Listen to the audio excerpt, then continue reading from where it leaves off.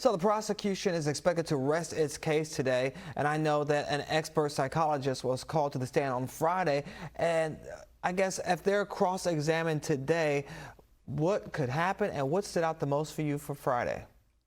Well, I think for Friday, one of the things that we have to remember is that when you have an expert witness, you finally have a witness that is not necessarily or potentially not supposed to take one side or the next.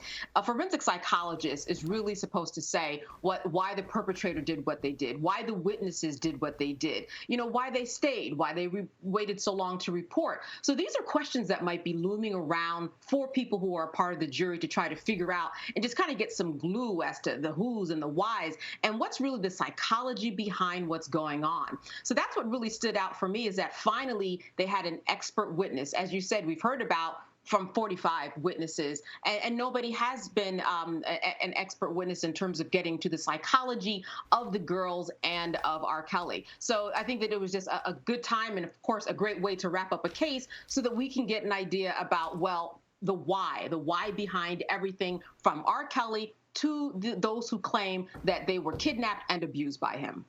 And you know what, usually a forensic psychologist, in this case Don Hughes, pointed to the studies that show abusers often isolate and demean those that they think they can control. So it seems like her role here was very specific in this case. Very specific, and it's very specific in terms of the timing that you want this last expert witness to come in and validate everything that you have said. You want the jury to leave from the prosecution side and feel like, you know what, this is a done deal. It's a wrap. I understand everything that's going on. Not only do I have witnesses, but I have a professional, someone who's been in their job for decades, studying, research studies, validation, providing credibility that may not be so iffy. It leaves us from this he said, she said realm, just like some of the other experts that we've seen on the trial. But now, as I said, we're getting into the minds of everybody to figure out, well, why did they do what they do? So the prosecution, just in terms of wrapping up their case, this is a solid way for prosecution on any case to finally say, it's done. We've done what we need to do. And here's an expert who also believes in our case. Well, since this expert, she's citing studies and facts and things about this case that are not partial to any side. What can the defense do to tear that apart, to pick that apart, to say it's not, I don't know, against their client?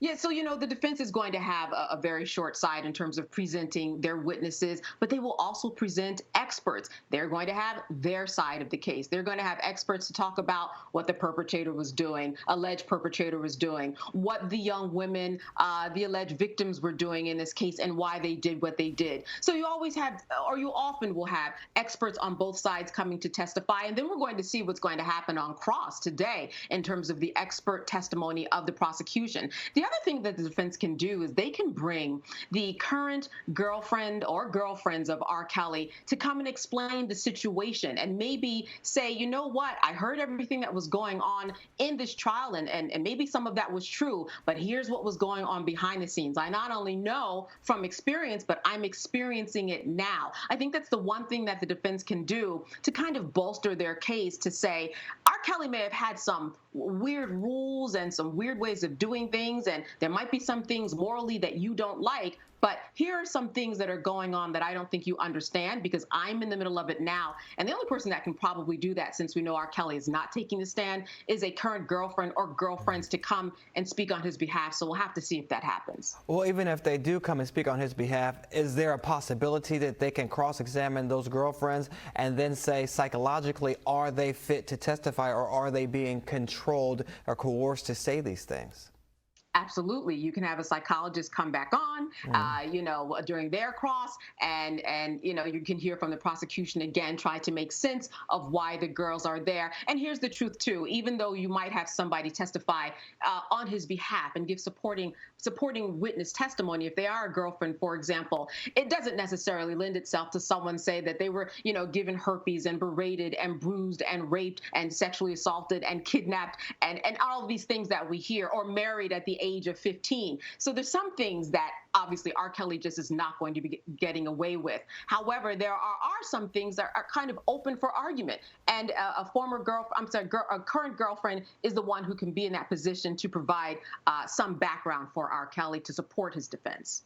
Well, we also have to be clear that R. Kelly has denied all of these allegations, and the defense is expected to take a shorter time, as you mentioned, presenting their case. So in that case, how long can this take until we see a verdict?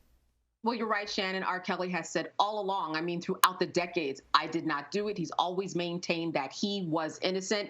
I would expect that we're going to hear from witnesses from the next few days. We might even get a verdict on Friday. However, judges normally like to give the jury a rest sometimes, and maybe they might do that on Friday and have them come back and reconvene and kind of go right from a fresh start of the day to start their deliberations. But my latest would be Monday for a verdict, but it might possibly be Friday. All right. Thank you, Candace, for always giving us the best updates. We know you'll keep us posted. All right, Shannon. Thanks. Good to see you. All right.